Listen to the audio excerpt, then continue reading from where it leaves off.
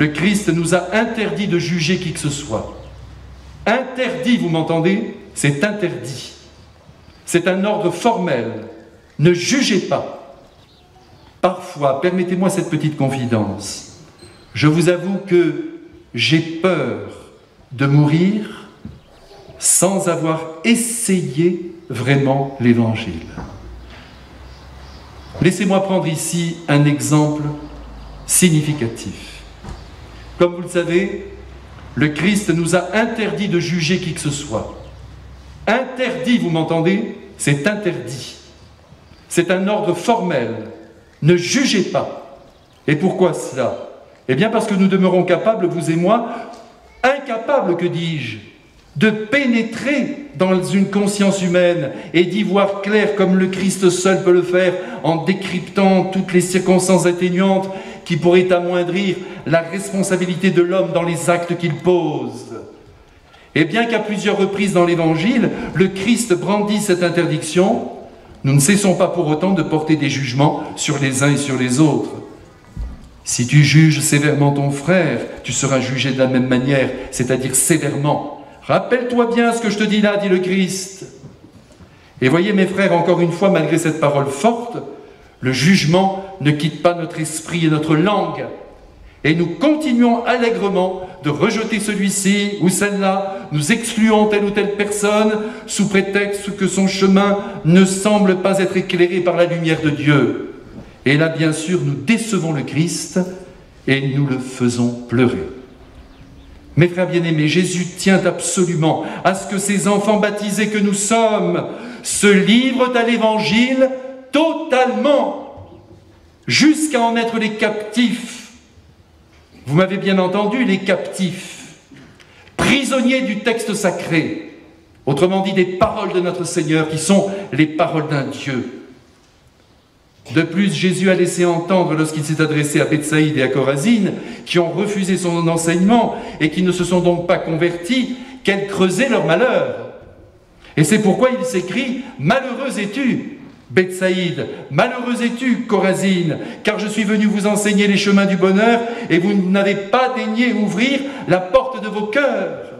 Et toi aussi, Capharnaüm, qui porte bien ton nom, tu vas descendre jusqu'aux enfers, parce que tu n'as pas compris ce qu'un enfant de 8 ans comprend de lui-même, à savoir que les miracles que j'ai accomplis prouvent que je viens de Dieu, que je viens du ciel, et que mon enseignement est divin. » Ces propos du Christ nous permettent, mes frères bien-aimés, de bien comprendre aujourd'hui à notre tour que les miracles dont nous sommes les bénéficiaires ici-bas n'ont pas pour unique but de nous délivrer des maux qui nous oppressent, mais de nous révéler que Dieu est là, vivant, près de nous.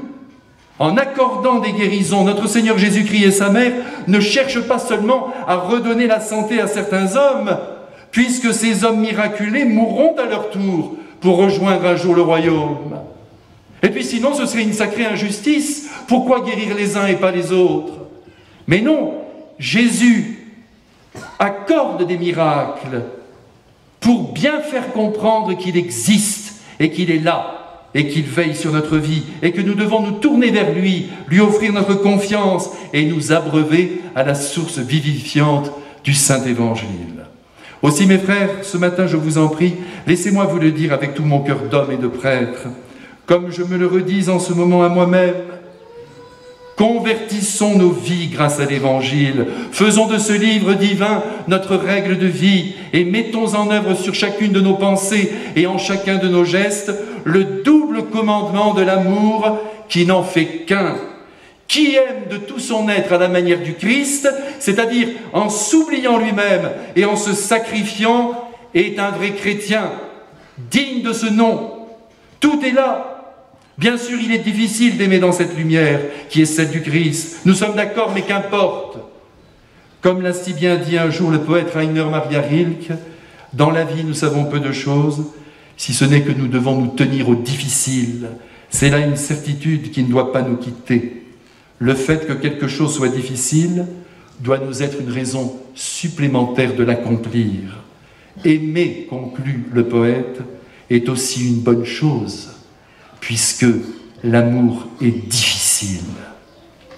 Mes frères bien-aimés, en ce lieu béni du lot, où les miracles fleurissent chaque jour, vous comme moi, prenons aujourd'hui, au seuil de cette session mariale, la décision de nous laisser transformer par la sagesse du Christ, entièrement contenue encore une fois dans l'Évangile.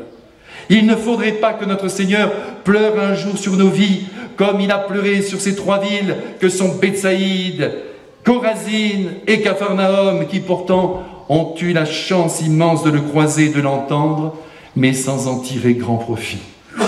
Mes frères bien-aimés, ne nous proclamons pas trop vite chrétiens, sous prétexte que nous sommes inscrits dans le registre de la paroisse d'à côté.